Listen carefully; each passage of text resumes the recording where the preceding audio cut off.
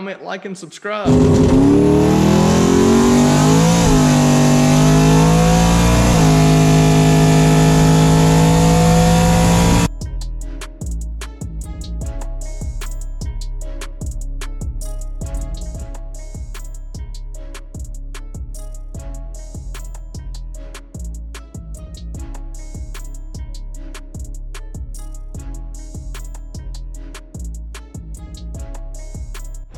Hey, what's up YouTube? So today I'm going to talk to you about the dilemma. So let's start out with the motor first. So this is the balancer off my 331. It's a 28 ounce balance that was on the motor.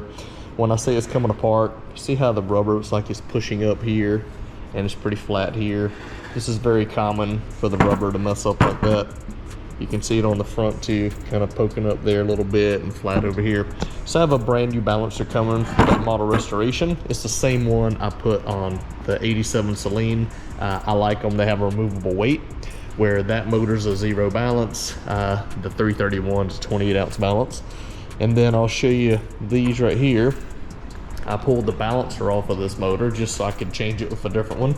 And the front seal was leaking. It's leaking down here, very common. This was the seal. So it goes on like this, and you're wondering how's the best way to get the seal? Just get a pry bar like this, go around the edge like this, work it, and you'll pop it right out. Real easy without taking the cover off. I have to go get a new seal and put it on. We'll put the new seal on when the new balancer comes in. Here's the keyway. I've already got it lined up at top dead center. I'll put the balancer on and make sure I mark my timing marks on it properly. But you haven't seen the 331 since put it back together. Has a brand new set of Felpro 9333 Part 1 head gaskets on it. And I did repaint the block. Painted and polished up my original valve covers for it. I've got a valvecoverbreathers.com screw-in filter for it. That's the new water pump, painted all blue, have new seals, got the motor mounts on it, got the BBK shorty headers, old dipstick. I've already set the valves, which I talked about in the other video, and we're ready to go.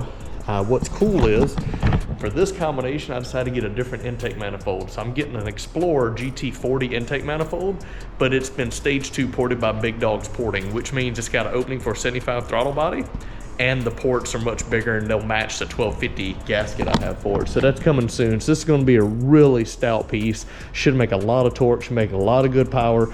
Previously, when it was in this car at the Edelbrock intake, it made like 315 horsepower and 360 torque, all motor. So I'm expecting it to make at least that, maybe a little better, maybe 320, 365, 370.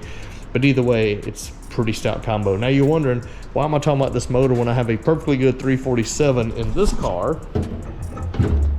with a supercharger on it that actually just made 550 horsepower and 540 torque? Well, this is why. So this is my 1988 LX 5.0 hatchback. This car is pretty much all original. Somebody did put the pony wheels on it. Those are 16-inch ponies like you could have got back in the day. They did change the interior. They put the Corbeau seats in it. But other than that, it is completely stock all the way out under the hood. Now here's my dilemma. I could leave the car like it is. It's a perfect example, a time capsule, if you will, of some basic mods, but all stock motor, stock intake, throttle body, the whole thing. This is still a speed density car, so if I do anything to it, I gotta make it mass air. When I took my 87 Saleen apart, it was mass air, so I have meters, 2 different meters, I've got injectors, I even got the harness pigtail that goes to the mass air. I have an A9L computer as well. So here's my thoughts. Take the 331 with my McLeod clutch, drop it in with that T5, motor's in, ready to go, and then take my A9L computer mass air system and put it in there with my 39-pound injectors and my meter that matches, and then I'll have a nice combination stock computer. And like I say, that's what was in this car, and it ran very well. And this gives me a chance to utilize this built motor that I've got that I really don't have a home for right now, but it's a really cool piece. While that car runs good, once you drive a bone stock 5.0, you realize how weak they were. Even though for back in the late 80s they were really strong, it just shows you how weak cars were then. So here's my dilemma. Let me know your thoughts. Leave it all original, sell a 331 or just keep it as a backup, or put the 331 in it and still make it kind of look original, but it have this monster motor under the hood. What do you think?